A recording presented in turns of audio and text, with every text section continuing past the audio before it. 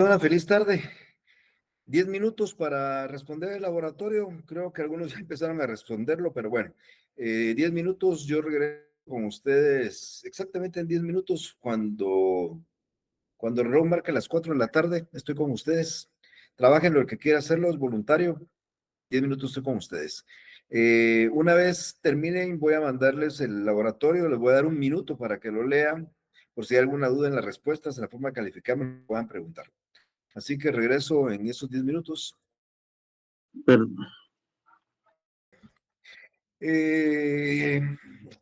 Antes de dar inicio a su tema del día de hoy, y no sé si hay alguna duda del laboratorio que ustedes quisieran preguntar algo en particular o lo dejamos para más adelante. Así que si alguien tiene algo que preguntar, he mencionado que esto simplemente es un apoyo para ustedes, ¿verdad? Que quiera lo hace, que no, no, así que no es algo obligatorio. Sí, Andrés, por favor, buenas tardes. Hola, buenas tardes, licenciado. Muchas gracias. Pues yo tenía duda en esto de el trámite en juicio oral, que si se da trámite en juicio oral, los juicios de desocupación. Ajá. Como que, bueno, yo la tuve mala, pero me podría ampliar ahí porque yo puse, pues, verdadero y pues es falso, ¿verdad? Verdadero, pero en los casos, la última filmina del martes, puse qué materia del juicio oral y ninguno estaba de desocupación. Ah, ok, si ves, no entraba. Si no está ahí, no es oral. Ese, Ah, ese, lo, ese lo va a encontrar en el sumario que vamos a hablar el martes. Era una pregunta para solo ver si habían leído lo que sí se tramitaba en juicio oral. Entonces, en juicio oral, ahorita vamos a hablar de ese tema y lo vamos a ver ya de forma particular. Se tramitan los temas que están, los asuntos que están en el 199. La última filmina del martes se le puso, se les adelantó lo que vamos a ver ahora y ahí no aparece los juicios de desocupación. Entonces, esto era para que ustedes tengan la idea, si no está en juicio oral, no es juicio oral.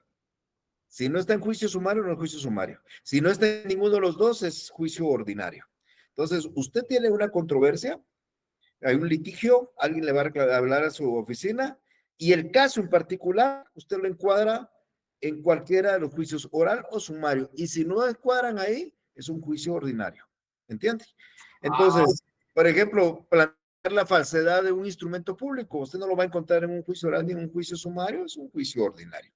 Pero un juicio de jactancia, el martes apareció ahí, jactancia es juicio oral, alimentos es juicio oral, menor cuantía es juicio oral. Y los sumarios los vamos a ver el día martes de la semana entrante, dentro de los cuales está el arrendamiento. Muy bien, si ves, licenciado, sí, muchas gracias. Es para aprender, Andrés, es para aprender. A mí, que me pregunten me gusta mucho. Betsy, por favor. Gracias, licenciado. Buenas tardes, licenciado. Con la pregunta de la segunda audiencia del juicio oral, es para la proposición de medios de prueba. Esta era falsa porque es en la primera audiencia que hay que llegar con los respectivos medios de prueba. Y en la segunda audiencia, si no fuera posible en la primera, entonces será la segunda para rendir todas las pruebas. ¿Es así el razonamiento, licenciado? Una pregunta muy rápida. Sí, ¿Cuáles son las etapas del procedimiento probatorio? Para proponer la prueba es la proposición. No, primero. La primera es es diligenciamiento. No. Lo primero que se hace en un procedimiento probatorio es primero ofrecer. Sí, ofrecer la Luego, proposición. luego proponer. Proponer Y de último luego diligenciar. Sí. Entonces, usted en un juicio oral, ¿dónde ofrece? En la demanda y en la contestación. ¿Dónde propone? En la primera audiencia. ¿Dónde se diligencia? En la primera audiencia. ¿Para qué la segunda y la tercera? Diligenciar. La proposición es la primera. O sea, la segunda es para diligenciar, pero no para proponer prueba. La proposición se da en la primera, nada más. Ok, excelente. Muchas gracias, licenciado. También es una pregunta que hice yo para saber si sabía ofrecer, proponer, diligenciar. Entonces, cuando usted presenta la demanda oral, usted ofrece. El demandado, cuando contesta la demanda, ofrece. En esa primera audiencia, el juez pide que propongan. Y entonces, una vez proponen, el juez comienza a diligenciar. Lo que no puede diligenciar el juez, lo difiere para una segunda y una tercera. Ok. Gracias, licenciado. Muy Vaya, bien. pues, sabía que alguien me iba a preguntar porque esa era la pregunta que yo quería que alguien me hiciera, porque pareciera que de proponer era la primera en la segunda audiencia y eso para diligenciar. En la otra sección no me lo preguntaron, pero gracias por su pregunta. ¿Vale? A mí me engañaron mis razonamientos. Gracias, licenciado. Muy bien. ¿Alguien más? Perdone. Sí. Y entonces, aquí en el planteado un incidente en el juicio oral, se da audiencia por 24 horas, ¿es verdad? Sí, yo ya había confundido ahí. Muchas gracias, licenciado. Así lo expliqué el martes, 24 horas, ahí cambia el juicio oral. El incidente en el juicio oral es distinto al incidente de la ley del organismo judicial, sí, el martes. Ok, muy bien. Hoy vamos a entrar a terminar el juicio oral. Hoy vamos a explicar los asuntos que se tramitan en esa vía. Espero terminar a la hora en punto. Cualquiera está libre de poder seguir. La otra sección terminé un minuto antes de conectarme con ustedes. Se nos extendió mucho el tema, pero vamos a ver si podemos utilizar con ustedes el tiempo para concluir esto y una vez concluida podamos subir la presentación al Facebook.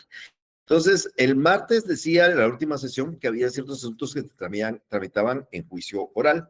Y como mencionaba, al dar respuesta a las preguntas desde hace unos segundos, si está aquí, se tramita aquí. ¿Ok? Si está dentro de la lista que estamos mencionando, entonces el trámite que vamos a utilizar es el trámite que vamos a explicar o que explicamos el día martes de juicio oral. Se recordarán que yo les dije a ustedes que el juicio oral se caracteriza por ser un juicio verbal. Quiere decir que la demanda puede ser verbal o escrita. Los asuntos que aquí vamos a explicar, la demanda puede ser verbal o escrita. Luego les dije que se señala una primera audiencia y que debe mediar 3 días entre la primera audiencia y la notificación y la primera audiencia. Lo mismo va a pasar en cualquiera de estos. Luego que necesitamos una audiencia y la audiencia primero se intenta la conciliación. Si no hay conciliación, pues hay que pedir la ratificación de la demanda para luego entrar a la contestación e interposición de excepciones previas y perentorias. Luego se proponen pruebas y luego se diligencia. Si todo se terminara en esa primera audiencia, el juez tiene 5 días para dictar sentencia, salvo que sea confesión o allanamiento, que serían 3. Y ahí termina el juicio oral en primera instancia. Este procedimiento que hemos explicado nosotros es el que vamos a estar explicando en estos temas que vamos a ir abordando individualmente. En algunos va a cambiar. O sea, lo que quiero decir es, casi en todos los juicios orales que voy a explicar, el trámite que acabo de decir y el que expliqué el martes. Pero en alguno va a haber algo que va a variar y yo lo voy a explicar. Y en algunos otros tienen unas características extras que también van a ir aprendiendo ustedes. Entonces, para empezar, les recuerdo lo que puse en la última presentación. Se tramitan en juicio oral, eso está en el artículo 199 y en algunas reformas del código. Asuntos de menor cuantía, asuntos de ínfima, asuntos relativos a la obligación de prestar alimentos, asuntos de familia. Se va a plantear la rendición de cuentas, también la división de la cosa común, la jactancia, y vamos a también a promover en esta vía que las partes se pongan de acuerdo a hacerlo por esta vía o que la ley, otras leyes digan que esto se tramita en esta vía. Entonces, voy a explicar yo estos aspectos el día de hoy, uno por uno, para que nos quede claro por qué se tramitan en el día oral y cómo se tramitan. Como les decía, es importante.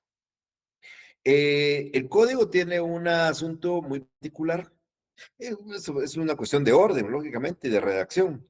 Si ustedes analizan todo el capítulo del juicio oral y luego analizan el capítulo del juicio sumario, van a encontrar que primero empieza diciendo qué asuntos se tramitan en esa vía, luego explican cómo se tramita el proceso de términos generales y luego explican cada uno de los asuntos, porque cada asunto podría tener algo muy particular propio del asunto, ¿verdad? Porque es normal. Algo en alimentos, algo que no es igual en la rendición de cuentas, entonces le agregan algunas disposiciones propias para ese procedimiento de alimentos. La vía oral es la misma, pero tiene algo particular. Así vamos a ver el juicio sumario también, empieza a explicar que hay asuntos en el juicio sumario, explica el juicio sumario general y luego individualiza cada uno de esos aspectos. Les decía yo que este juicio oral, que es novedoso en el Código Procesal Civil porque no existía antes, se volvió novedoso y era necesario porque ya en Europa, en Sudamérica y en Estados Unidos, este es el proceso que aplican para estos aspectos. Y como este es el asunto que aplican para estos procesos, entonces, por consiguiente, pues, perdón, se me fue ahorita la idea, era necesario introducir esa clase de juicio oral acá.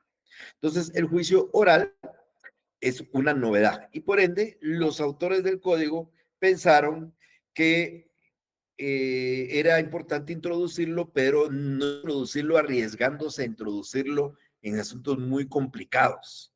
Y entonces pensaron primero que fuera en asuntos de una muy baja monta, de muy baja cuantía.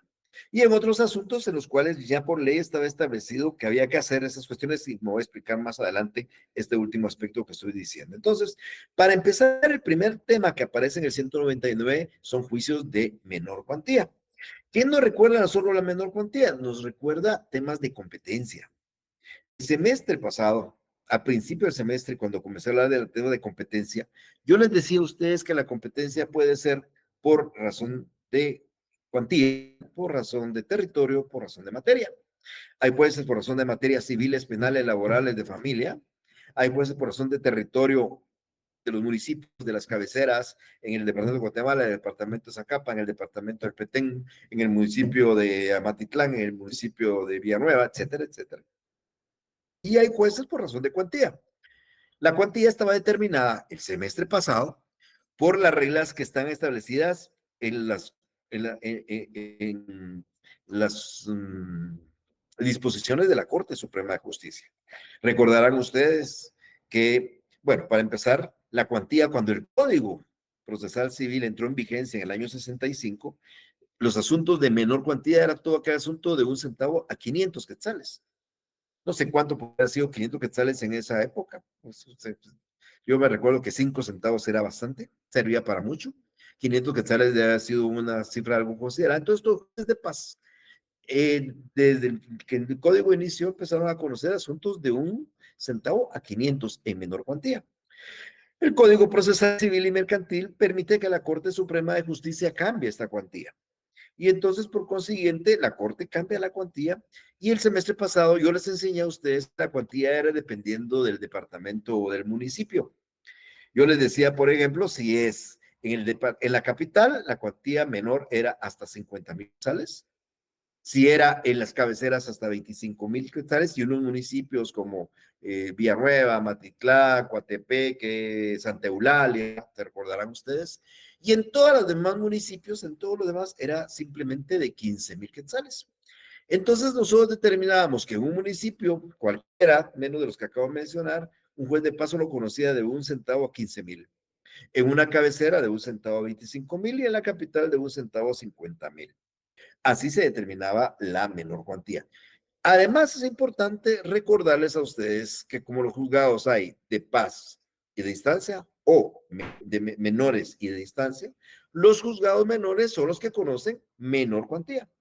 Los juzgados de instancia son los que conocen mayor cuantía.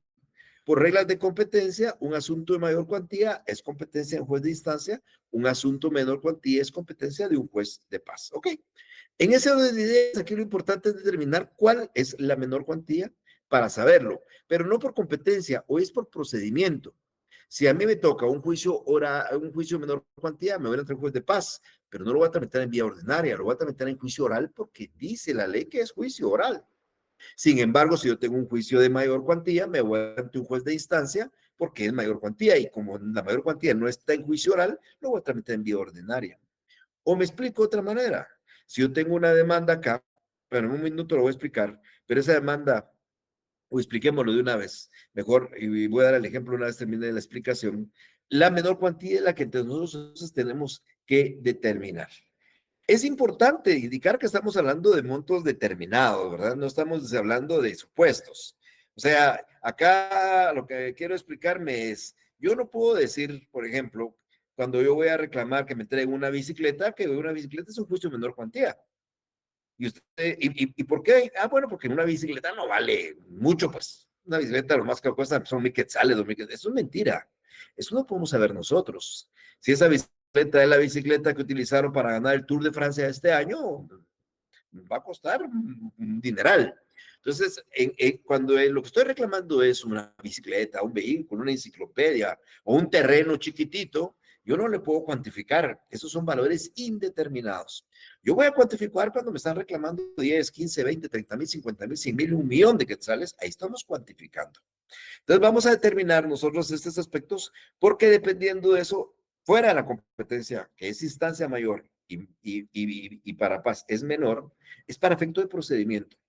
Entonces, si nosotros seguimos analizando, y yo explicaba lo que decía la ley antes, y se lo recordaba cuando yo determinaba esos aspectos, pues simplemente, dependiendo del monto que esté establecido en la cuantía, eso será la competencia, pero además será el procedimiento. ¿Cómo está establecido ahora esa regla de competencia por razón de la cuantía? Pues la Corte Suprema de Justicia, mediante un acuerdo de este año, es un acuerdo que no tiene ni un mes, el 49 de 2024, por favor, consígalo, por favor, analícenlo, léalo, búsquenlo, modificó la cuantía que yo expliqué el semestre anterior. O sea, todo lo que expliqué el semestre anterior ya no le sirve para este semestre en relación a reglas de competencia ni a cuantías. Hoy el acuerdo de la Corte dice que la menor cuantía es de 80,000 quetzales para todos los jueces de paz de toda la República. Entonces aquí ya no hay diferencia entre jueces de la capital, jueces de las cabeceras o jueces de los municipios. Aquí todos los jueces de paz, de donde sea, de la capital, de las cabeceras o de cualquier municipio, pueden conocer de 1 centavo hasta 80,000. Y lo va a hacer en una vía oral. Entonces me voy al ejemplo. Imagínense que yo tengo una demanda, vamos a pensar en una demanda en que una persona, pues circulando aquí en la capital, colisiona en su carro y choca 2 carros. Un carro se analiza y el carro, el monto del monto de los daños del carro es de 80,000 quetzales. Y el monto de los daños del otro carro son 81,000 quetzales. 1,000 quetzales la diferencia. ¿Ante qué juez recurre el actor que reclama 80,000? Pues recurre ante un juez de paz, porque el juez de paz conoce hasta ese monto. ¿Y a qué juzgado recurrirá el demandado de los el actor de los 81,000? A un juez de instancia? Eso ya está claro y no es el tema de hoy. La pregunta aquí es, ¿cuál es el procedimiento que va a utilizar el actor que reclama 80? ¿Y cuál es el procedimiento que va a utilizar el actor que reclama 81? Pues simplemente el que reclama 80 va a ser juicio oral y el que reclama 81 va a ser juicio ordinario. ¿Por qué? Porque la menor cuantía es vía oral y la mayor cuantía es vía ordinaria. Porque la mayor cuantía no está regulada en un procedimiento especial. Entonces, miren la diferencia de 1,000 quetzales o de 1 centavo, porque podría ser 80,000 frente a 80,000 quetzales, 1 centavo. Ese centavo hace la diferencia no solo de competencia, sino hace la diferencia de procedimiento. Uno es vía oral, el otro es vía ordinaria. Si ustedes analizan en ese orden que mencionaba yo, que el código, perdón, que el código está determinando por estructura, se van a dar cuenta que el juicio oral dice, el 199, se tramitan en juicio oral y a partir del 200 da todo el trámite y termina en el 210 el trámite. En el 211 empieza a hablar del siguiente procedimiento que voy a explicar, pero no habla nada de este oral, de menor cuantía. Entonces la pregunta aquí es, ¿cómo se tramita un juicio oral de menor cuantía? Como lo expliqué el martes. ¿Con alguna característica? No, nada, todo exactamente igual. Yo quiero plantear una demanda por 70,000 quetzales, planteo una demanda verbal o escrita, presento la demanda, el juez señala una audiencia, debe mediar 3 días entre la notificación y esa audiencia. El día de la audiencia las partes deben de llegar, el juez nos convoca bajo procedimiento de declararnos rebeldes si no comparecemos con nuestros respectivos medios de prueba. El día de la audiencia empieza con una etapa de conciliación, intenta la conciliación, no se logra la conciliación, le pregunta al actor si ratifica, el actor si ratifica, entonces le dice el demandado que tome su actitud y el demandado puede contestar la demanda en sentido negativo, puede interponer excepciones previas, puede interponer excepciones perentorias conjuntamente, inclusive puede reconvenir. Una vez contesta la demanda, entonces el juez le pregunta a las partes qué medio de prueba van a proponer, cada parte propone su medio de prueba y el juez procede a diligenciar los medios de prueba. Si logra diligenciar todos, ahí termina, los 5 días dicta sentencia. Si no se puede diligenciar por cuestiones legales o de tiempo, lo transfiere a una segunda audiencia 15 días después y extraordinariamente a una tercera audiencia 10 días después. Eso, para eso sirven las audiencias, para diligenciar esos medios de prueba que no lo pudo hacer y luego dicta la sentencia. Así se tramita un juicio oral de menor cuantía, como se explicó la clase anterior. No tenemos ninguna modificación, ninguna característica. Pero a la par, después del juicio oral de ínfima cuantía, aparece un juicio de de ínfima cuantía. Y ustedes van a decir, bueno, ya el nos está confundiendo acá. Primero hay menor que conoce un juez de paz y entonces la mayor que conoce un juez de instancia. Y la ínfima, bueno, un juez más, diría que el mal dicho, por supuesto, más menor que el de paz. No, no es cierto, ¿verdad? No hay jueces más menores. El juez último, el juez menor es el juez de paz. Abajo de él ya no hay nadie. Y entonces un juicio de ínfima cuantía, bueno, la Real Academia Española dice que ínfima cuantía es lo más bajo, lo más inferior de su valor. Entonces, tipo trabalengua, un juicio de ínfima cuantía es menor que el de menor y menor que el de mayor. El de mayor cuantía es mayor que el de menor y que el de ínfima. Y el menor es mayor que el de ínfima, pero menor que el de mayor. Y ese trabalengua no nos ayuda mucho, pero bueno, la ínfima cuantía es la mínima expresión del valor. Pero esto no es para reglas de competencia, porque el juez de paz conoce asuntos de menor cuantía y por ende también conoce los asuntos de ínfima. Lo que pasa es que ínfima es menor que la menor.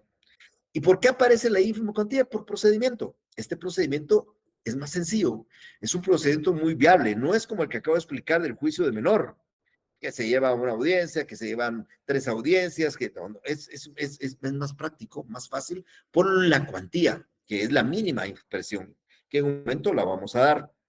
Entonces, si el asunto encuadra en un asunto de ínfima cuantía, el procedimiento va a variar. La competencia no, sigue siendo la misma. El procedimiento va a cambiar. Siempre en juicio oral, pero con algunas características muy particulares, de las que nosotros, por supuesto, vamos a explicar el día de hoy. Entonces, quedamos en claro entonces que la ínfima cuantía es el valor inferior de la menor cuantía. La ínfima cuantía es menos que la menor cuantía.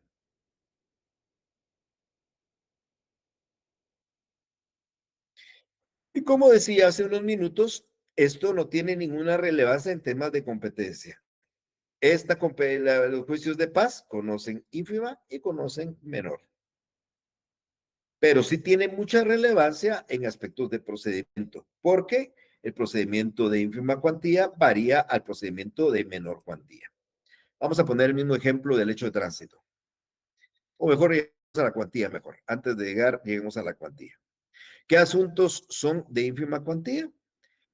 El Congreso de la República en el año 2022 reformó el artículo 211 del Código Procesal Civil que se refiere al juicio de ínfima cuantía. Yo les pido que busquen el decreto, lo vean y lo incorporen en su código físico porque seguramente no está. Los códigos que uno compra actualmente en físico tienen las reformas de hace 10, 15 años tal vez, pero no la de hace 2 años. Vean allá y ahí dice en ese código que la ínfima cuantía en los asuntos civiles es de 10 quetzales. Entonces, miren, ya tenemos 3 cuantías. De 1 a 10,000, ínfima, de 10,001 a 80,000, menor, y de 80,001 en adelante, mayor. Competencia, mayor cuantía, jueces de instancia, de 80,000, 1 centavo en adelante, jueces de instancia, menor cuantía, ínfima cuantía, jueces de paz, de 80,000 para 10,000, juez de paz, y de 10,000 para 1 centavo, juez de paz, la misma. Diferencia, de 1 a 10, juicio oral de ínfima, procedimiento distinto al juicio oral de menor, que es de 10,001 a 80. ¿Cuál es este procedimiento de ínfima cuantía? Es un procedimiento más práctico, pero bueno, y hay algo importante también que se me estaba olvidando, los asuntos de familia.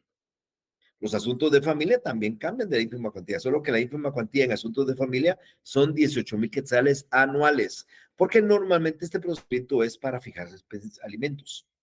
O sea, no llevamos al alimentista a promover un juicio complicado, sino un juicio sencillo, porque este juicio tiene algunas características que voy a explicar. Por ejemplo, este juicio no requiere de abogado, este juicio no hay condena en costas, este juicio no se graba con honorarios a nadie. Entonces, es un juicio que inclusive cualquier persona va a un juzgado y lo hace él sin ser un abogado y tendrían que asesorarlo.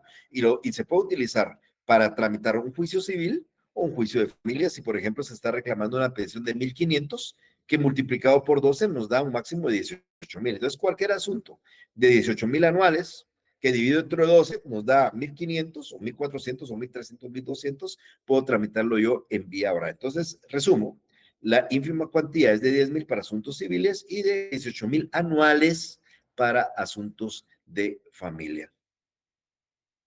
Este proceso del que estamos hablando ahorita va a reducir procedimientos, va a reducir costos, va a haber gastos innecesarios en la actividad jurisdiccional, como lo van a ver en unos segunditos. Este decreto que acabo de explicar, que les recomiendo y reitero, que ustedes busquen, dice primero que en este juicio la demanda, la contestación de la demanda, y cualquier diligencia que se presente puede hacerse por escrito o verbalmente. Eso ya lo sabían ustedes, porque es juicio oral. Pero cuando uno llega, verbal llega al juzgado, el secretario levanta un acta y el juez le da trámite. Hasta ahí se mira un típico juicio oral, porque así pasa también. En cualquier juicio oral, demanda su contestación, puede ser verbales o puede ser por escritas. Hasta ahí pareciera que no hay ninguna diferencia. Sin embargo, en este juicio, cuando el juez emplaza al demandado, lo apercibe de que si él no comparece, le va a aclarar rebelde y se va a tener por ciertas las pretensiones. Dice, pues, ¿qué significa rebeldía? Negación tácita, ¿se recuerdan? En un juicio ordinario el rebelde niega. Y en un juicio oral de menor cuantía, cualquier juicio oral, el rebelde niega. Así es. Pero vamos a encontrar, y eso lo expliqué el semestre anterior, 4 procedimientos en los cuales la rebeldía implica aceptación o confesión. Y el primero de esos es este. Si yo sigo un juicio de 800 quetzales, de 2.000 quetzales, bueno, que no pase de 10.000, planteo la demanda verbal o escrita, yo no soy abogado, puedo ir al tribunal, hacerlo sin abogado, el juez va a señalar una audiencia, le va a percibir al demandado que si no llega se ante por ciertos, y si el otro no llega, se tiene por cierto y el juez dicta la sentencia, yo tengo una sentencia. En cuestión de 2 semanas yo puedo tener una sentencia, sin haber gastado abogado, ni gastos, ni costas, ni nada. Entonces, esa es parte de la idea, es un procedimiento muy sencillo. Puede suceder que el demandado sí comparezca y que el demandado se oponga. Entonces el juez, una vez exista eso, va a recibir todas las pruebas en esa misma audiencia y va a dictar sentencia 5 días después. O sea, que acá no va a haber segunda ni tercera audiencia. Este proceso se reduce a una sola audiencia y ahí tiene que llevarse a cabo todas las pruebas. Es un proceso de muy baja monta, son 10.000 quetzales, 8.500 quetzales, que no vamos a perder y a gastar en otra segunda y una tercera audiencia. Una sola audiencia con la prueba y el juez dicta sentencia 5 días después. O sea, un procedimiento, reitero, que podría estar terminando en 2 semanas, 3 semanas, un mes, si mucho. Y algo más de este juicio de oral de ínfima cuantía es que acá, como mencionaba hace unos minutos, no se graba las partes con ningún gasto, ninguna costa, ningún honorario de ninguna clase. O sea, podemos ir con abogado, pero el abogado no nos puede cobrar honorarios, ni podrá presentar una indicación de honorarios, no le pagamos. No va a haber una condena en costas. Si alguien no llega y lo condenan, no le van a condenar en costas. Y si alguien presenta la demanda y la pierde, no lo van a condenar en costas. O sea, no van a haber gastos para este juicio. Si alguien va, seguramente no le van a cobrar tampoco las certificaciones, los despachos para el registro de la propiedad, por ejemplo. Entonces, este proceso se volvió como un proceso para asuntos de muy baja cuantía, donde sale más caro los gastos que se ocasionarían por llevar el proceso a lo que se reclama. Esa es la idea. Entonces, solo les resumo, vamos a tener 3 clases de procedimientos dependiendo de la cuantía.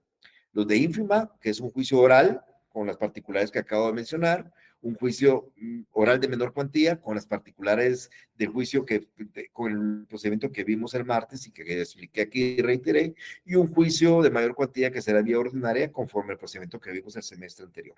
Si regreso al ejemplo del accidente de tránsito, imagínense que la persona colisiona 3 vehículos. En un vehículo reclama 10.000 quetzales de daños, en otro reclama 80 y otro reclama 81. Bueno, el de 81 va ante el juez de primera instancia, el de 80 y el de 10 pueden ir ante el juez de paz, solo que el de 10 lo va a hacer mediante el procedimiento de ínfima cuantía y el de 80 lo va a hacer ante el procedimiento de menor cuantía, que son distintos. En vía oral ambos, pero cambian en las audiencias, cambian en la rebeldía que acabo de explicar. Espero que eso más o menos quede claro. Bueno, luego nos vamos a un segundo procedimiento que está ahí de regulado y que es un procedimiento que se refiere al tema de los alimentos. Quiero decirles, tal vez me voy a equivocar, Tengo en este momento un número de personas que me están escuchando. Llegamos a los 59, conmigo son 58. Bueno, yo estoy conectado a veces porque tengo un auxiliar aquí para estar revisando siempre cómo está mi transmisión. Y te diría yo, espero equivocarme, reitero, que de repente alguien no sabe de qué estoy hablando, se hablo de alimentos. Y alguien ya le dio hambre, y alguien va a ir a refaccionar. Ya hablé de alimentos, va a ir a refaccionar. Porque alguno podrá pensar que cuando yo hablo de alimentos estoy hablando de los 3 tiempos, desayuno, almuerzo, cena, y las dos refacciones. Bueno, eso es parte de eso, ¿verdad? Los alimentos es parte de eso, pero no es eso exactamente. El Código Civil nos habla de la institución de los alimentos y los alimentos están contenidos en el artículo 278. Los alimentos no es solo la comida, no solo el sustento, es también donde vivir, la habitación, es como el vestuario, es la medicina, la asistencia médica y también la educación si son menores de edad. Entonces, ¿qué ha pasado con ustedes quienes me escuchan?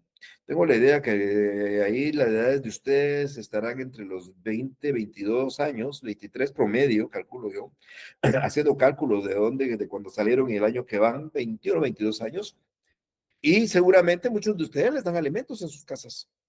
Y no les digo que les dan de desayunar, almorzar y comer, les dan aparte de eso, les dan donde vivir.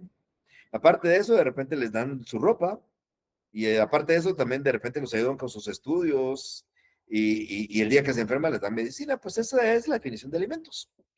Es algo normal, algo común que sucede. Y no se diga cuando uno es menor de edad, ¿verdad? Porque si ustedes llegaron a donde están es porque sus papás les pagaron su educación, porque sus papás les dieron dónde vivir, dónde comer, qué comer, vestidos, todo lo demás. Esos alimentos. Y eso es algo normal. Y la ley dice que esta obligación pues le competen a ciertas personas. No es cualquier persona. Dice la ley que están obligados a darse alimentos los cónyuges, los ascendientes, descendientes y hermanos. Eso quiere decir que yo estoy obligado a darle alimentos a mi esposa, yo estoy obligado a darle alimentos a mis hijos, descendientes, yo estoy obligado a darle alimentos a mis padres, ascendientes, y yo estoy obligado a darle alimentos a mis hermanos. Pero recuérdense que una de las características de los alimentos es que son recíprocos. Si yo estoy obligado a darles a ellos, ellos están obligados a darme a mí.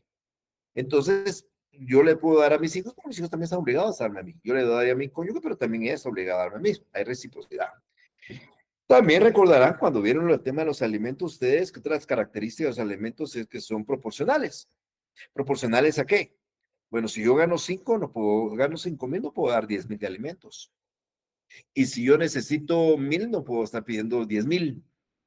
Yo daba un ejemplo en la otra sección, es un ejemplo supuesto, por supuesto, pero imaginen ustedes que Bill Gates, el hombre de los hombres más ricos del mundo, quien ahorita estamos hablando, y seguramente en el momento que estoy hablando con ustedes, él ya estaba obteniendo $1,000,000 de ganancias solo con todas sus comunicaciones y todas sus plataformas, todas las cuestiones.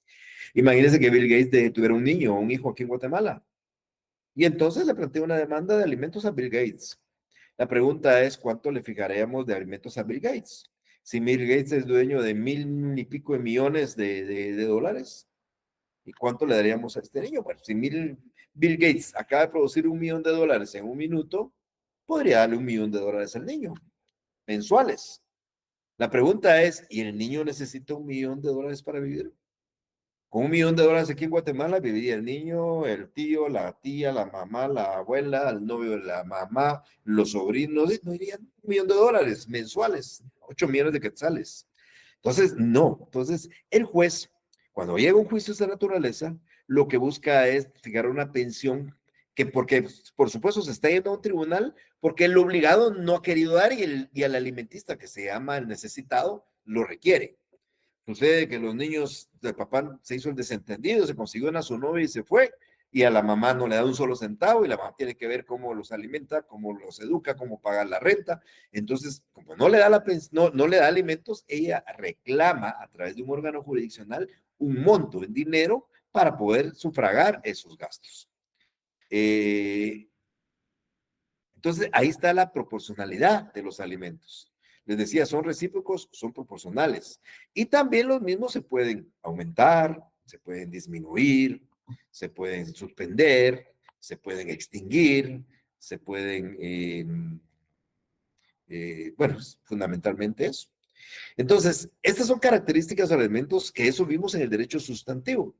Hoy por hoy tenemos nosotros a una pareja, perdón, a una señora con sus 2 hijos en mi oficina y me dice, estoy hablando como que me refiriera a ustedes mismos, ¿verdad? Y me dice, licenciado, fíjese que estoy casada, mi esposo se fue con su amante y por más que yo le pido que nos dé algo para el estudio de los hijos, para la comida, para la renta, no nos da nada. Entonces ustedes ya encuadran eso. Eso es un juicio de fijación de la obligación de prestar alimentos. Y entonces vamos a tener que hacerlo. Pero no vamos a ir a discutir al juicio si la persona está o no está obligada, porque la ley dice que está obligada. O sea, cuando yo presente la demanda en contra del papá de estos niños y el esposo de ella, él no va a ir a alegar el esposo, miren que yo no estoy obligado. Si la ley dice que los cónyuges están obligados. Si él es cónyuge, está obligado. Y si él es papá, está obligado. O sea, eso no va a ser motivo de discusión. El motivo de discusión en este juicio es determinar cuánto él puede dar y cuánto ellos necesitan. Porque si él gana 5, no puede dar 10. Pero si él gana 10 y ellos necesitan 3, no le va a dar 500 quetzales. Entonces, el juez trata de determinar esto con medios de prueba y con un informe socioeconómico que sirve en el juicio de alimentos como un auxiliar para el juez. Esta obligación de dar alimentos no es discutible en el juicio oral, sino el monto que hay que darlo. Entonces, alguien no va a llegar a decirme, señor juez, yo me opongo, no vengo a dar alimentos porque no estoy obligado. Eso no lo puede decir. Lo único que puede decir simplemente es, mire, señor juez, en la proporción que se me está pidiendo no puedo cumplir. Yo no puedo cumplir en esa proporción. ¿Cómo se tramita este juicio oral? Pues es oral. Se la demanda puede ser verbal o escrita. Se presenta la demanda, el juez emplaza a los demandados a declarados rebeldes. Si no comparecen con sus respectivos medios de prueba, debe mediar 3 días entre la notificación y la primera audiencia. En la primera audiencia hay una etapa de conciliación, hay una etapa de ratificación, hay contestación con excepciones previas y perentorias, inclusive reconvención. Puede haber proposición de medios de prueba, el diligenciamiento, y si no puede diligenciarse, segunda audiencia 15 días después, tercera extraordinaria 10 días después de la última, y dicta sentencia 5 días después. Eso es el procedimiento, pero tiene el juicio oral ciertas particularidades, además de lo que acabo de mencionar. ¿Cuáles son esas particularidades de ese juicio oral? Primero, es que en este juicio se tramitan no solo los asuntos de fijación, aquí también podemos tramitar a juicios de aumento, disminución, suspensión o extinción de la obligación de dar alimentos, como hace un momento mencionaba. O sea, alguien que quiere que le fijen pensión promueve juicio oral, pero alguien a quien ya se le fijó y quiere un aumento de la pensión es juicio oral. Y si alguien que ya cumple con la obligación, pero quiere pedir que se le rebaje esa obligación, plantea un juicio oral. Alguien que quiere que se extinga la obligación, porque existe esa posibilidad de aquellos menores de edad que ya cumplen la edad y hay una obligación fija y hay que extinguirla, juicio oral. O aquellos que sufrieron un hecho de tránsito, una enfermedad que no les permite proporcionar los alimentos en forma temporal, pedirán una suspensión de la obligación. Todo esto es juicio oral. Entonces, si alguien llega y le dice, licenciado, yo tengo una pensión que se fijó en el juzgado hace 10 años y quiero que se aumente, juicio oral. O mire, señor juez, o mire, licenciado, yo tengo una pensión que doy desde hace 5 años y quiero que se rebaje, juicio oral de rebaja. O yo, señor juez, le doy pensión alimenticia a mis hijos, hay una sentencia que me condenó a pagarle a mis hijos, pero ellos cumplieron ya 18 años y quiero que se extinga, juicio oral de extinción. Señor juez, no puedo dar los alimentos porque sucede que me dio una gran enfermedad y yo estoy en cama, repostado, no puedo caminar y por ende quiero que suspenda, juicio oral de suspensión. Entonces, en juicio oral, cualquier tema de alimentos, fijación, aumento, disminución, extinción, suspensión de la obligación de dar alimentos, en la forma como hemos explicado. En el juicio de fijación, es importante determinar de entrada con la demanda el derecho a reclamar los alimentos. ¿Quiénes están con derecho a reclamar alimentos? Cónyuges, ascendientes, descendientes y hermanos. ¿Y en contra de quién? Cónyuges, ascendientes, descendientes y hermanos. Entonces, en la demanda debemos de presentar el documento que acredita ese derecho y esa obligación. Si yo voy a mandar a mi esposa, certificación de la partida de matrimonio, se puede que somos cónyuges. Si voy a mandar a mi hijo, certificación de la partida de nacimiento que pruebe que voy a mandar a mi hijo. Voy a mandar a mi padre, certificación de la partida de nacimiento que demuestre que él es mi padre, puedo demandarlo. Si es a mi hermano, certificación de la partida de nacimiento de ambos para demostrar que somos hermanos. Entonces, eso tenemos que acompañarlo. Y aquellos documentos con los cuales podamos probar las posibilidades de uno y las necesidades del otro. que ustedes pagan renta, acompañan documentos para el pago de la renta, que compran comida en el supermercado, lo que gastan en comida, que pagan estudios, que pagan medicina, todo eso, y la posibilidad, los documentos o las pruebas que puedan acreditar cuánto gana el obligado a dar los alimentos. También esos alimentos no forzosamente se dan por ese vínculo. Alguien se puede obligar voluntariamente a dar alimentos. Alguien decide, yo voy a alimentar a este niño, no es mío, pero yo lo voy a alimentar y me comprometo. Entonces hay que acompañar el contrato donde se comprometió. Y los testamentos, porque recuerden ustedes que cuando uno otorga un testamento tiene libertad. Recuérdense que la libertad de testar. Yo soy dueño de 5 terrenos, 5 casas, 10 carros, y yo dispongo, en lugar de dárselos a mis 3 hijos y a mi esposa, se lo voy a dar a la vecina. Puedo hacerlo. No se me limita nada, solo hay una limitación, el derecho de alimentos. Mis hijos, de darle a mis hijos y a mi esposa. Entonces, sucede que como yo le dejé todos los bienes a un tercero, ese tercero tendría obligación de alimentar a mi esposa y alimentar a mis hijos, y ellos pueden demandar a ese heredero porque esa sí es una alimentación, pero solo demandar en relación a los alimentos, no en reclamar el patrimonio del causante. Otra característica de este juicio de fijación, no en los demás de aumento, disminución o rebaja, es que el juez, mientras se dilucida el proceso, este proceso puede durar un mes, 6 meses, un año, el juez fija una pensión provisional. Ustedes cuando plantean la demanda le piden al juez, y que en sentencia se le condene al demandado a pagar 10,000 quetzales, a razón de 5,000 quetzales para cada alimentista. Esa es su pretensión. El juez, mientras el proceso se dilucida, atendiendo a los documentos que ustedes acompañan o a lo que él estime, va a fijar una pensión provisional, que puede ser similar de 10,000, puede ser de 5,000, puede ser de 2,000, de 3,000, que es una obligación que mientras el proceso se esté ventilando, tiene que dar el demandado en forma provisional. O sea, no es definitivo, es provisional. No sabemos cuánto se va a fijar al final. Puede ser que se fije más, menos, pero esto es provisional. Entonces, esto es muy propio del juicio oral. Es una medida cautelar propia del juicio oral. Distinta a las medidas de arraigo, embargo, intervención, secuestro, es una pensión provisional que se fija en los juicios orales de fijación de la obligación de dar alimentos. Y otra característica también importante son las medidas de garantía. Ustedes recordarán que cuando uno plantea medidas de garantía antes de una demanda, pues hay que garantizar del 10 al 20%. Si las fija con la demanda, la otra parte puede pedir garantía. En los juicios de alimentos, bueno, en todos los juicios de familia, pero ahorita estamos hablando de los alimentos, no es necesaria esa garantía. Si ustedes piden el embargo, el arraigo, el secuestro, intervención, cualquier medida en contra del demandado en un juicio de alimentos, no estarán obligados a prestar ninguna garantía.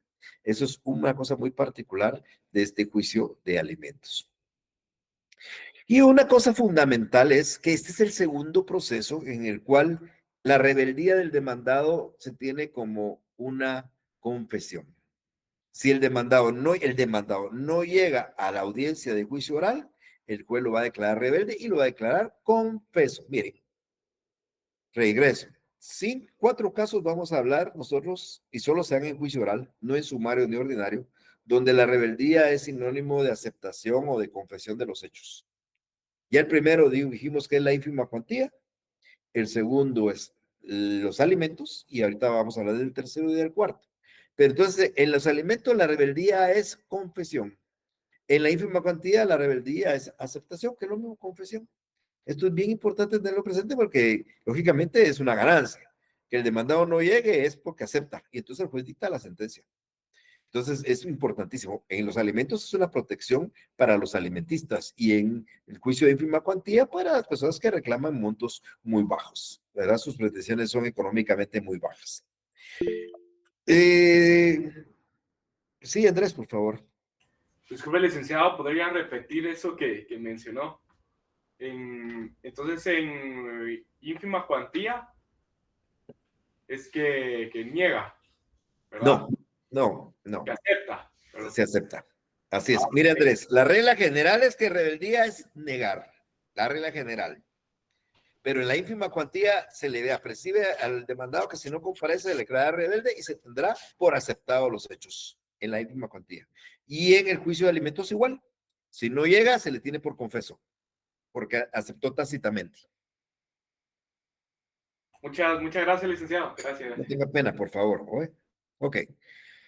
Cuando hicieron las reformas a la ley de tribunales de familia, modificaron el artículo 8 de la Ley de Tribunales de Familia. Este es el decreto 47 de 2022, que reitero, deben de tener ustedes presente. Y acá, ese artículo 8 ya generalizó que todos los asuntos de familia se tramitan en juicio oral. Entonces, aquí hace año y medio, 2 años, algunos asuntos de familia se tramitan en vía ordinaria. Por ejemplo, se tramitan en vía ordinaria en juicio de divorcio, la pérdida de la patria potestad, la liquidación de patrimonio conyugal en juicio ordinario. Con estas reformas del año 2022, todos los asuntos de familia se tramitan en vía oral. Entonces, si ustedes quieren promover un divorcio o separación por causal, no el voluntario se tramita en la vía voluntaria, ese no es vía oral, es la vía voluntaria, no contenciosa. Pero ustedes quieren promover un divorcio ahora, lo promueven en vía oral. Conforme ya expliqué las normas, una audiencia, etcétera, etcétera, etcétera. Si es un juicio para determinar la paternidad o impugnar la paternidad, es juicio oral.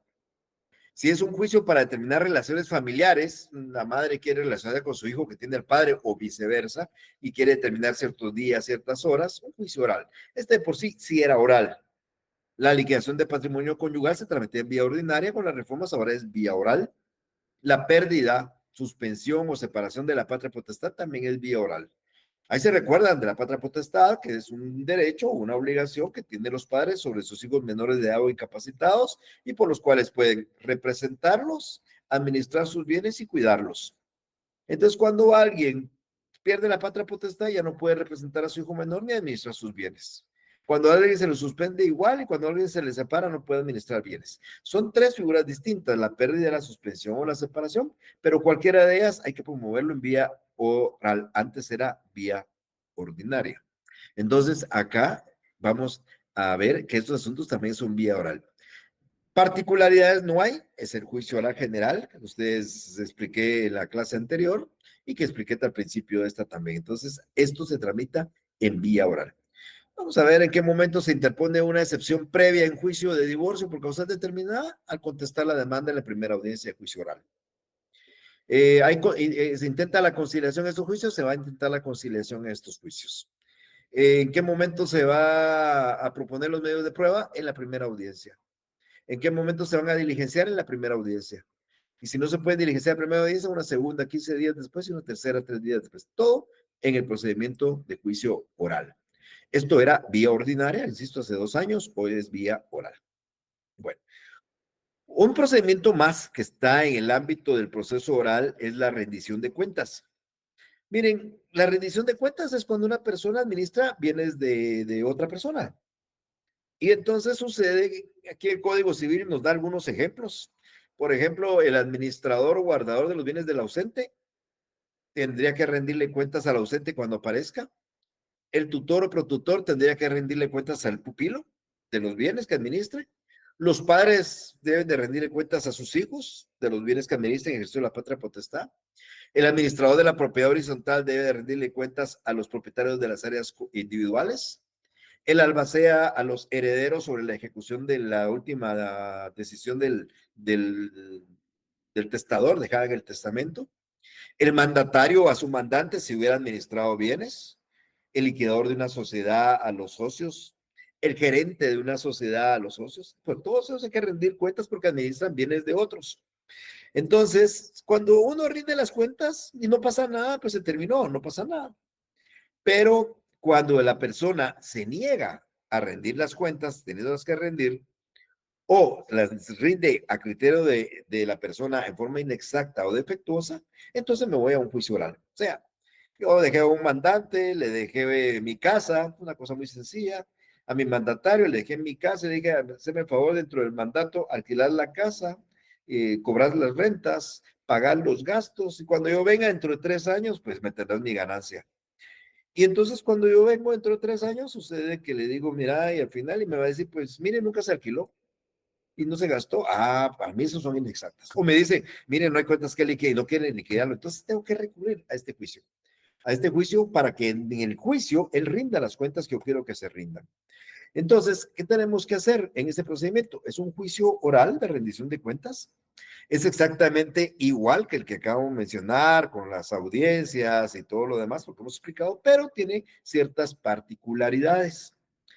La primera particularidad es que en este juicio el juez, cuando cita al demandado, lo puede obligar a que comparezca y en la primera audiencia rinda las cuentas. O sea, el juez, basado en los documentos, va a decir, señor demandado, se llegará la audiencia el día tal para la audiencia de juicio oral y ese día usted deberá de rendir cuentas. O sea, algo nuevo entre la audiencia. Va a haber una cuestión para rendir cuentas. Es una cuestión nueva. Esto no pasa en un juicio de alimentos. En alimentos hay una pensión provisional y aquí hay una decisión provisional para que el demandado rinda cuentas en la primera audiencia. Otra de las cosas, particularidades también de esto es lo que acabamos de hablar y lo que preguntaban hace unos minutos sobre la rebeldía sinónimo de confesión. Hemos visto dos juicios donde la rebeldía es confesión, la ínfima cuantía y los alimentos. Y este es el tercero, la rendición de cuentas.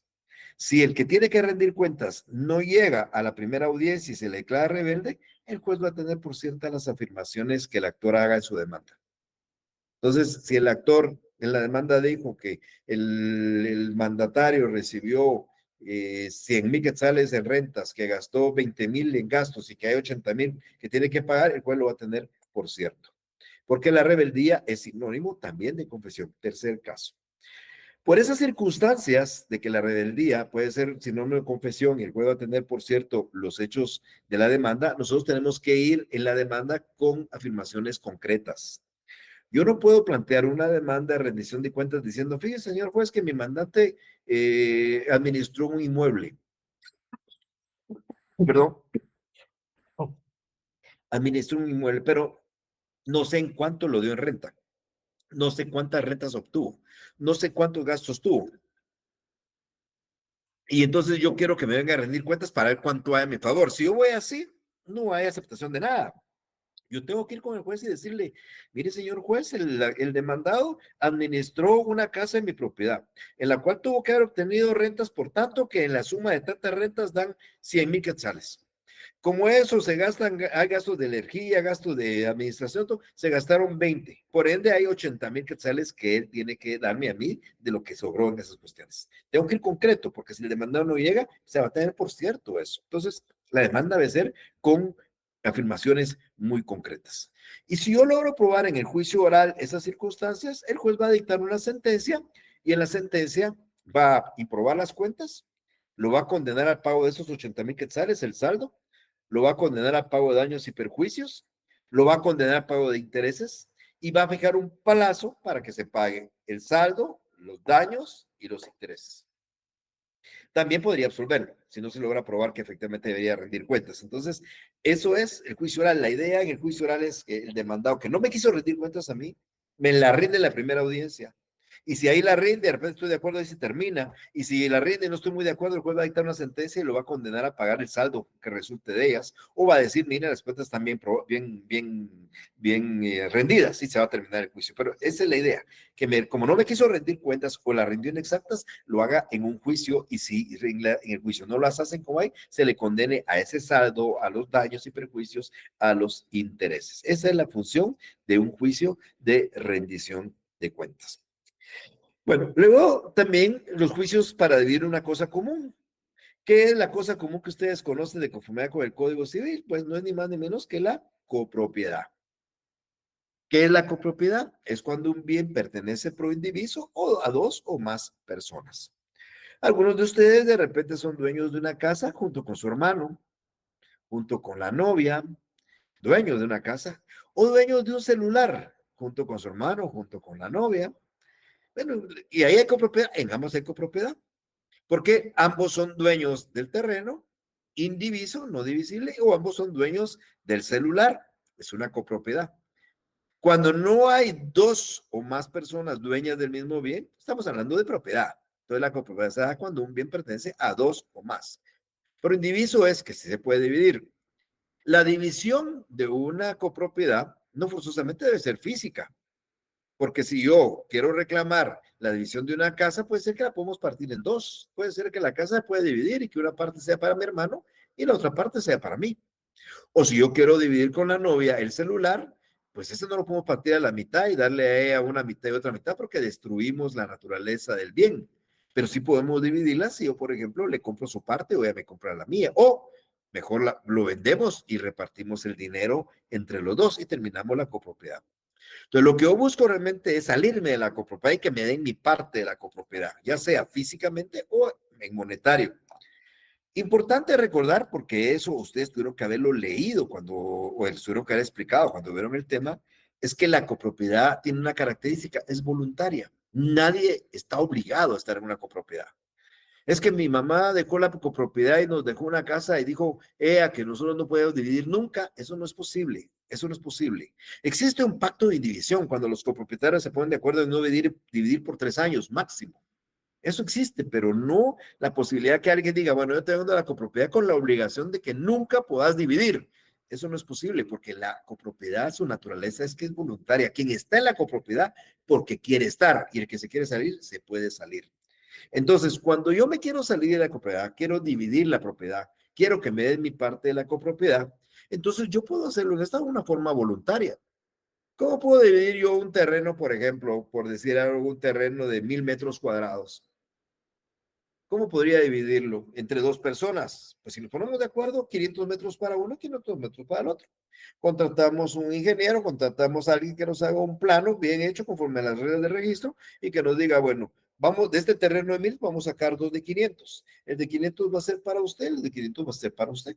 Entonces ya con ese plan vamos con un notario y el notario hace el contrato de partición. Aquella finca que era la finca 1, folio 1 del libro 1 del registro, se le quita una parte que forma una finca nueva y se queda la otra. Una con 500, otra con 500. Cada quien tiene su propiedad individual y se terminó la copropiedad. Así terminamos una copropiedad voluntariamente. Igual con el celular, pues yo le digo a la novia, pues mira, este celular costó 12,000 quetzales.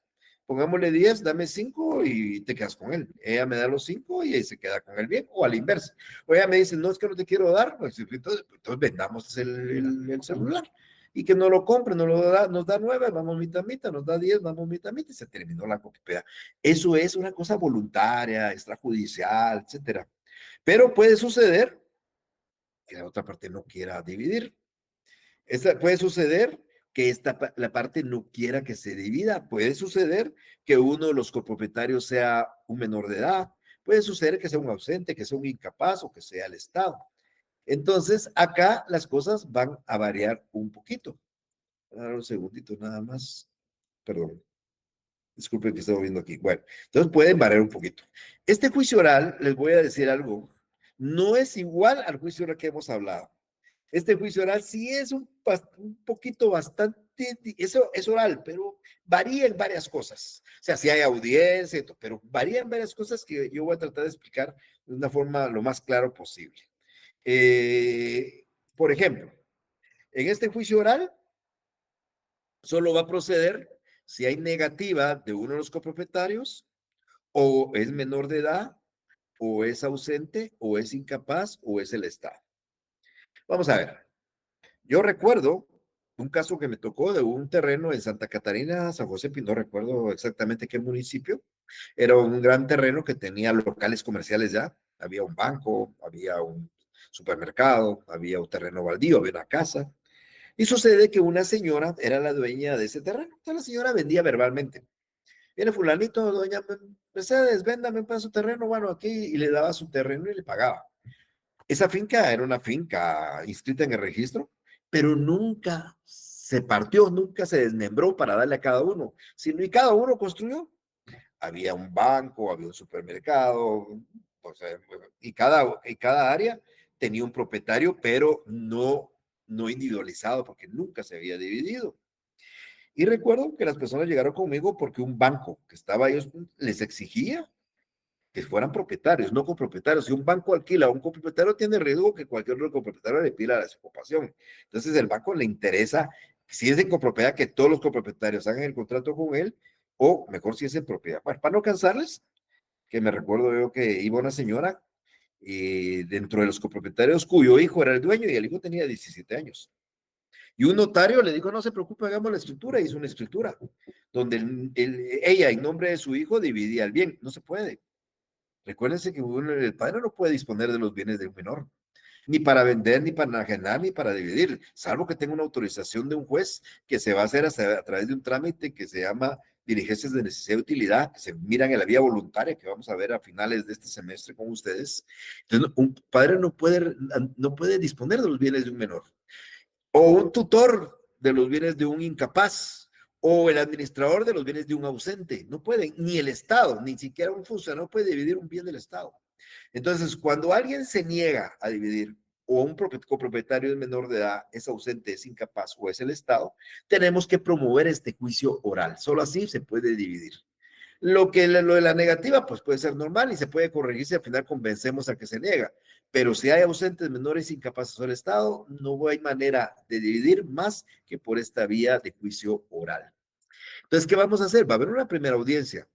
¿Qué se hacía en la primera audiencia anteriores de los juicios orales que hemos explicado? Pues una etapa de conciliación, una ratificación, contestación de demanda, excepciones previas y perentorias, proposición de medios de prueba. Bueno, aquí no. Aquí esa primera audiencia se va a llevar a cabo, pero solo para una etapa. Esa primera audiencia es para nombrar un notario. Ustedes dirán, ¿y para qué? En un momento van a saber. O sea, cuando nosotros queremos dividir una finca de 1000 metros y el copropietario se niega, yo demando al copropietario, señalan una audiencia y el juez en la audiencia nos va a decir, bueno, ya están en la audiencia, ¿qué notario quieren ustedes que sea el notario partidor? Y tenemos que ponernos de acuerdo. Si no nos ponemos de acuerdo, el juez designa quién es el notario partidor. Y ahí se terminó la audiencia. Solo para eso era. Puede ser que el juez nos pregunta, miren, ustedes tienen una idea de cómo dividir, y yo le diga, no, si él quiere quedarse con todo, y bueno, pues nombramos un notario partidor y se nombra un notario partidor. Para eso sirve la primera audiencia del juicio oral. Nada de que ir con la contestación de la demanda y que voy a interponer excepción, no. Solo lo único que van a hacer es nombrar un notario partidor. Y este notario partidor, el juez se lo va a comunicar y le va a discernir el cargo. Y le va a decir al notario, mediante una resolución, que formule el notario un proyecto de partición. Entonces, mi cliente está peleando la mitad del terreno. El otro no quiere dar nada, el otro no quiere dividir. Y entonces el notario, a que se ha designado, ya sea por acuerdo nuestros o por el juez, le va a presentar al juez un proyecto. Le va a decir, mire, señor juez, yo fui a ver el terreno, estimo que el bien se puede dividir en partes iguales, que 500 metros hacia tales colindancias le correspondan a A y los otros 500 metros de tales colindancias le correspondan a B. Entonces el notario presenta el proyecto.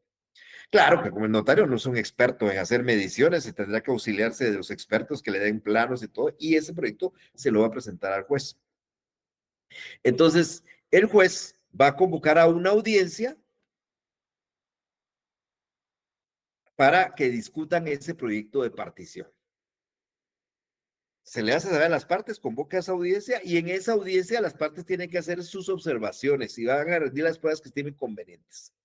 Puede ser, imagínense, puede ser que cuando les presenten el proyecto de partición a ambas partes, digan ambas partes, estoy de acuerdo, sí, yo estoy de acuerdo con ese pedazo de terreno que me está asignando el notario, y el otro diga, yo también. Bueno, si es así, entonces el juez dicta su auto, aprueba el proyecto y ordena que el notario protocolice el auto y el proyecto en su registro notarial y saque 2 testimonios y los lleven al registro de la propiedad y saquen fincas distintas. Y se terminó. Porque las partes estuvieron de acuerdo con el proyecto de partición. El notario, ¿por qué porque él es el que va a protocolizar y él que va a otorgar la escritura de protocolización o la razón de protocolización y le va a mandar al registro para la inscripción de estas 2 fincas que han llegado a un acuerdo. Ahí se mira fácil, eso pudieron haber hecho extrajudicialmente, pero hubo necesidad de esto y al final eso fue y aceptaron. Pero pudieran no aceptar. El otro sigue empecinado en que no quiere la división y entonces decide que no. Y entonces el juez, como hay objeciones y hay oposiciones, el juez le pide al notario un segundo proyecto de partición. Y entonces y le fija un plazo. Cuando el notario le presenta el segundo proyecto de partición, pensemos que ahora el notario lo hizo a la inversa, el área sur para el otro y el área norte para el otro, los cambió y volvió a presentar el proyecto. El juez de ese proyecto les va a dar 5 días a las partes para que se manifiesten. Si ellos están de acuerdo con eso, no se oponen a eso, no se oponen a la partición, el juez va a dictar un auto. El mismo auto que hubiera dictado antes lo va a dictar ahora. Va a ordenar que se protocolice el proyecto de partición, el auto, el notario lo va a protocolizar en su registro notarial, va a sacar testimonios, lo va a mandar al registro y se terminó el asunto. O sea, esto fue en la segunda oportunidad de proyecto de partición. Ahora, ¿qué sucede si tampoco este proyecto de partición es aceptado? Entonces ya el juez tendrá que dictar la sentencia. O sea, el proceso pudo haber terminado en auto si en cualquiera de los dos proyectos hubiera sido aceptado por alguno de los copropietarios. Pero si no se acepta y no se llega a uno, entonces el juez va a dictar una sentencia y en la sentencia él va a aprobar un proyecto, puede ser cualquiera de los dos o uno más, va a poder modificarlo, cambiar algunos puntos y de ahí va a ordenar también ya protocolizar la sentencia junto con el proyecto que se haya aprobado. Ahora, ¿qué pasa si realmente el bien no se puede dividir físicamente? El bien que que está discutiendo es un vehículo, no podemos partirlo, darle las llantas y el baúl y los sillones traseros a una parte y no podríamos. Entonces, cuando físicamente no se puede proceder a la división de ese bien común, entonces lo que se procede es a la venta de la cosa en pública subasta. Entonces el juez va a utilizar un mecanismo para venderlo en pública subasta. Bueno, pero aquí vamos por la parte de la protocolización, donde el notario va a protocolizar la sentencia y va a extender, le van a extender certificación del proyecto y de la sentencia al notario y el notario va a sacar los testimonios para eso. Y si es venta en pública subasta, pues entonces se va a proceder a la venta conforme a las reglas que se parecen para el juicio ejecutivo y que ustedes van a entender, vamos a explicar cuando hablemos de las ejecuciones, porque en las ejecuciones hay ventas o remates, ventas en pública subasta, los bienes embargados, pues se utilizan los mismos procedimientos que se utilizarían para esta venta en pública subasta. Hay que anunciarlo en el diario oficial, diario de más circulación por 3 veces, dentro de un lapso mínimo de 15 días y un máximo de 30, el día del remate llegan los postores, se hacen las pujas y le adjudica al mejor postor. Eso lo van a conocer ustedes cuando hablemos un poco del juicio de ejecución. Ya casi para terminar, hay un último juicio, el penúltimo entre la lista, porque el otro que habla del juicio de jactancia. La Real Academia Española dice que jactancioso es aquel presuntuoso, aquel que se hace alabanza propia, yo diría que hay un refrán en Chapín que dice que es aquel que come frijoles y erupta pollo, es aquel que cree que aquel bueno, que es el dueño del mundo. Pero no, la jactancia es una jactancia, pero de otra manera. El juicio de jactancia es aquí cuando yo, Mario Gordillo, me abrogo derechos sobre otra persona. Imagínense, aquí estoy viendo el nombre de Sharon, por ejemplo, y que yo dijera, miren, quiero contarles a todos ustedes, ahorita aquí que estamos en vivo, que Sharon a mí me debe 15,000 quetzales, que le presté hace una semana. Y todos escucharon eso, pero y no pasa nada. O que diga, por ejemplo, miren, quiero decirles que el carro que carga Wilmer es mío. Y yo se lo di y nunca me lo pagó, por ejemplo. Eso es una jactancia. Puede ser cierto, puede no ser cierto, eso no tiene nada que ver para este tema. La idea es que Sharon, por ejemplo, dirá, pero yo sí le debo al licenciado, pero yo no lo voy a pagar todavía, por ejemplo, o yo no le debo. No importa, como les digo, no importa si es cierto o no es cierto. Y el mismo el caso de Wilmer, si el carro es, no importa, pero ellos sí pueden obligarme a demandarlos. Decir, bueno, usted está diciendo que yo le debo 15,000, demándeme para eso y cóbremelos como debe ser. Si usted lo está diciendo, cóbreme. Entonces yo planteo el juicio masoquista, le digo yo a este juicio jactancia, porque entonces Sharon va a ir en juicio oral a plantear un juicio jactancia, ¿para qué? Para que yo en juicio declare si fui jactancioso, y si le digo algo que sí lo dije, el juez me va a fijar 15 días para que yo presente mi demanda en contra de Sharon para cobrar los 15,000, o mi demanda contra Wilmer para pedir el vehículo. Dirían ustedes, ¿para qué sirve? Pues casi no se utiliza, pero funciona porque lo que yo estoy buscando es que se dé la caducidad del derecho que se alega. Acá los dos compañeros van a buscar que me fijen un plazo y que en ese plazo yo no demande y entonces que caduque el derecho. Y el día que yo quiera venir a demandar dentro de un año lo mismo, ellos pueden plantear la excepción de caducidad. Entonces, esa es lo que se busca a través de ese juicio de jactancia. Es ese proceso que busca obtener una sentencia para que el demandado se le obligue a intentar la demanda que él dice que tiene en contra nuestra por el dinero o por el vehículo y el juez le fija un plazo, que es un plazo legal porque es de 15 días para hacerlo. Si él no lo hace en ese plazo legal, entonces se va a tener por caducado el derecho. Miren, les quiero contar que en 38 años solo conozco un caso de jactancia y lo promoví yo. En alguna oportunidad les voy a comentar el caso. Entonces, ¿cuál es el procedimiento de juicio de jactancia? El mismísimo que ustedes ya conocen: demanda oral escrita, audiencia, mediar 3 días, 3 audiencias, lo que ustedes ya conocen. Sin embargo, hay varias particularidades en este juicio de jactancia. El primero es que la demanda tiene ciertos requisitos muy particulares. Por ejemplo, la demanda, además de todos los requisitos, debemos de expresar ¿en qué consiste la jactancia? Pues mire, quiero ver, señor juez, que el día 1 de agosto, en una clase virtual, el señor Mario Gordillo dijo públicamente que yo le debía 15,000 quetzales. Eso se produjo el 1 de agosto a través de una vía virtual. Tengo que indicar en qué consiste, cuándo se produjo, por qué medios llegó, y le pido al juez que en la primera audiencia se cite a Mario Gordillo para que confiese o niegue si efectivamente lo dijo. Entonces, eso es lo que tenemos que pedir en la demanda. Decirle en qué consiste, cuándo se conoció, cómo se conoció, y pedirle al juez que cite a Mario Gordillo a esa primera audiencia para que en esa primera audiencia acepte o niegue que fue jactancioso. Y entonces el día de la... bueno, aquí hay una cosa importante. Aquí está el cuarto y último caso de que la rebeldía es sinónimo de confesión. Si Mario Gordillo no llega a la audiencia, lo va a declarar rebelde. Y por cierto, los hechos que dice Wilmer, los hechos que él dijo. Entonces el juez, como yo no llegué, va a dictar una sentencia, va a fijar 15 días para que presente la demanda. Bajo percibimiento, si en 15 días no presento la demanda, se va a tener por caducado el derecho que yo he dicho que tengo. Esa es la idea. La idea es que en la audiencia entonces yo confiese o niegue si efectivamente hubo jactancia. Si yo confieso, el juez dicta sentencia, y si yo niego, el juez, basado en las pruebas, va a dictar una sentencia, y en la sentencia, si se probó la jactancia, va a determinar esos 15 días para la demanda, y si no se probó la jactancia, pues no va a fijar ningún tiempo. Eso es un juicio de jactancia, rarísimo que se dé, pero puede proceder. Le digo el juicio masoquista, porque yo demando con la intención de que el juez obligue al demandado a demandarme.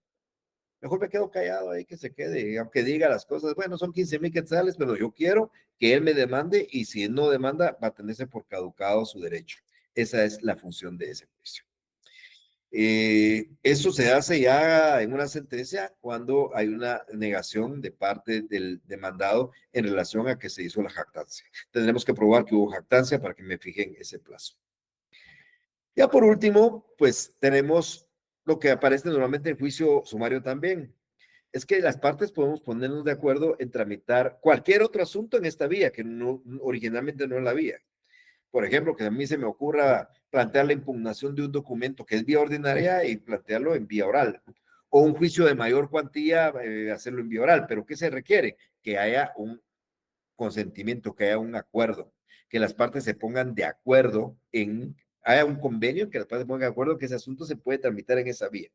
Nunca lo he visto en 38 años tampoco, pero puede darse.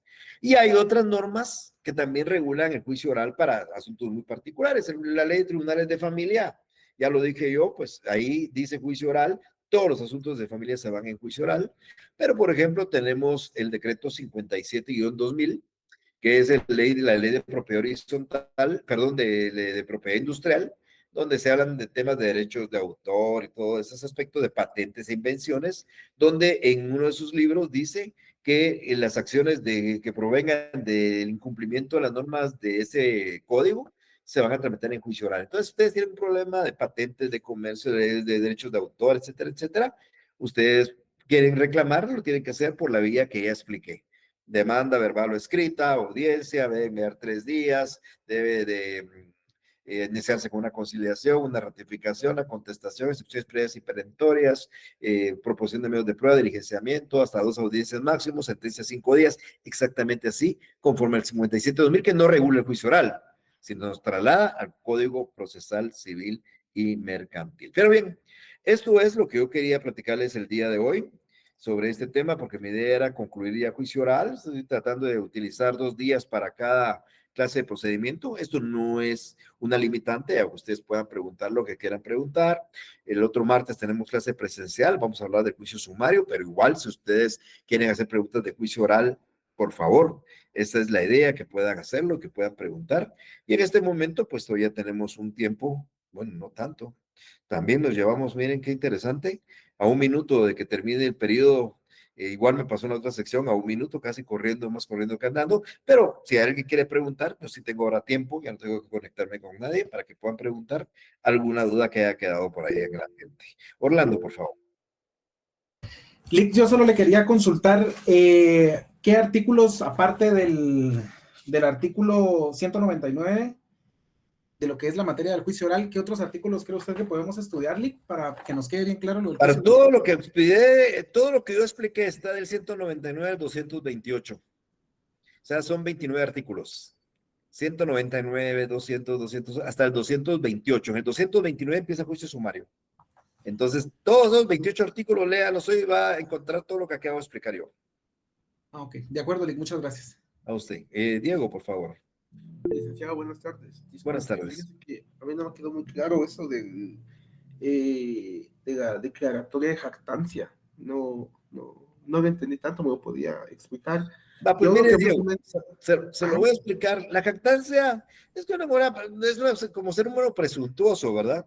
Pero le pusieron jactancia no porque yo sea presuntuoso. Si yo aquí vengo y ahorita digo, mire, yo les cuento que yo soy dueño de 2 chaletes en el puerto que valen 10 millones de quetzales y tengo mis 2 Mercedes-Benz.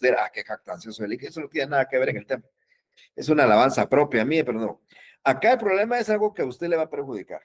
Quiero decirles a todos aquí, aprovechando que Diego me está hablando, que Diego desde hace 1 año que me debe dinero.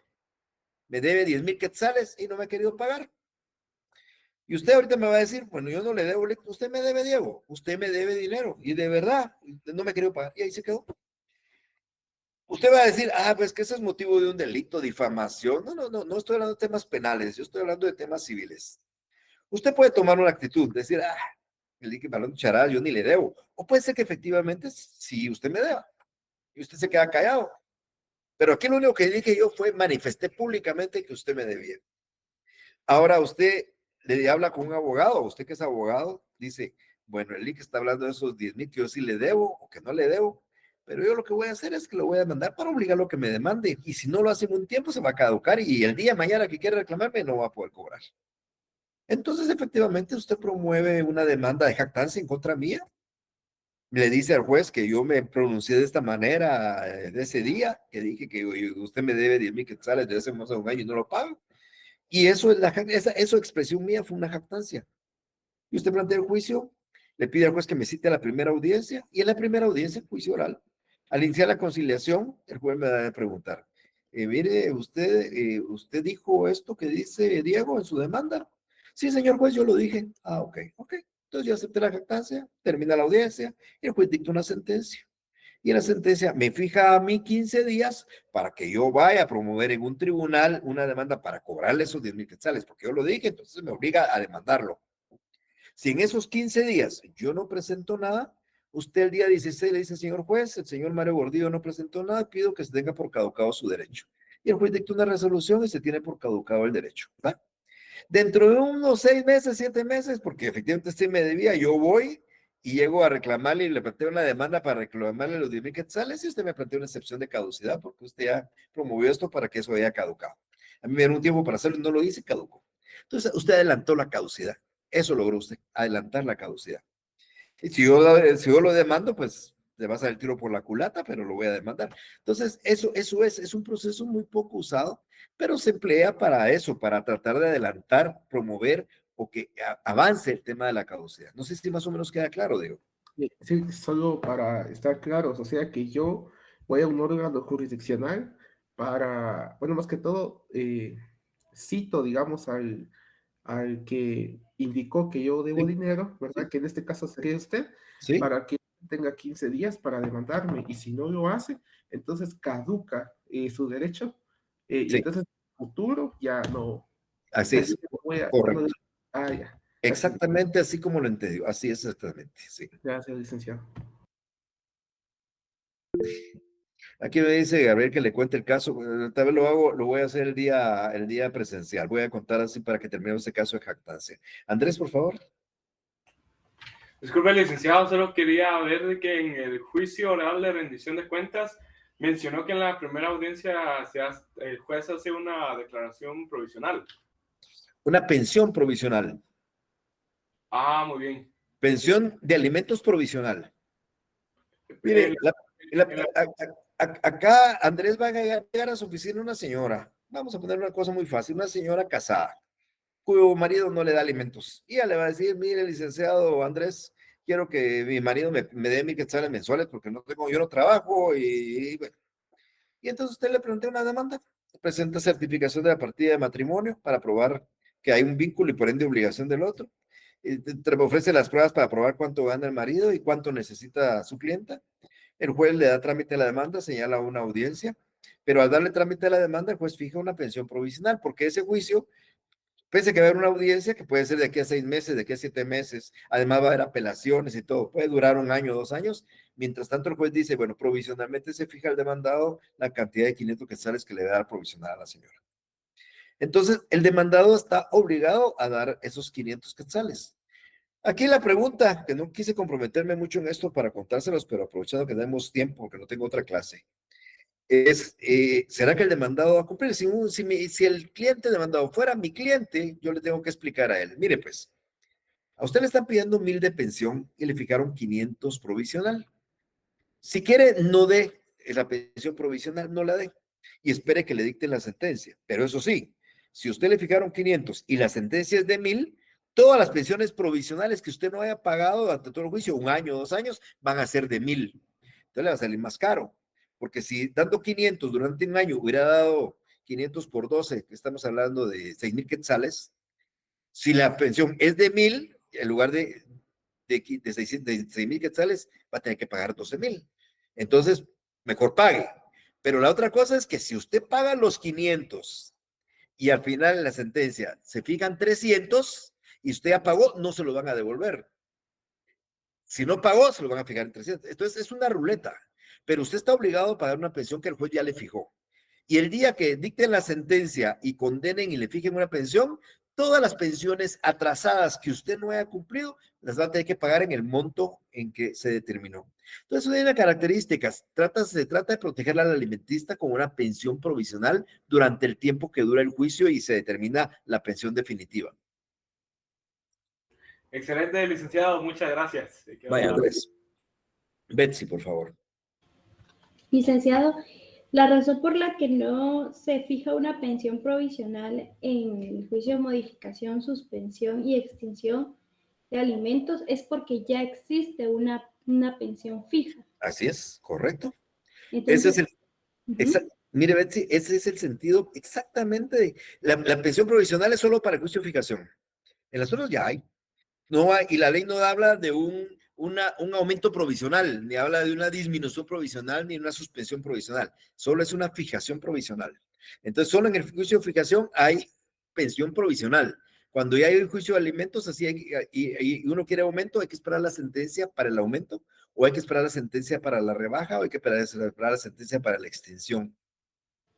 Ok, muchas gracias, licenciado. Y la otra pregunta es, sí. En el juicio de divorcio por causal anteriormente era vía ordinaria, pero como ahora las reformas nos remiten a la vía oral, entonces nos vamos a oral. Pero cuando es un divorcio en el que no existe litis, aún en las reformas de la ley de tribunal de familias dice oral, pero por no existir litis, como que ese principio es el que nos dirige a los juicios de jurisdicción voluntaria. En este caso sería vía judicial.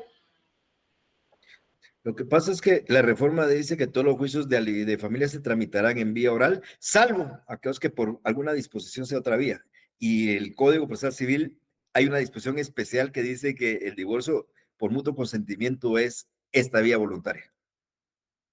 Ah, ok. Excelente. Gracias, licenciado. Vaya, Betsy. Muy bien. Martes a la hora de siempre, pero ahora en forma presencial. Nos vemos en la facultad. Tengan feliz tarde. Nos vemos.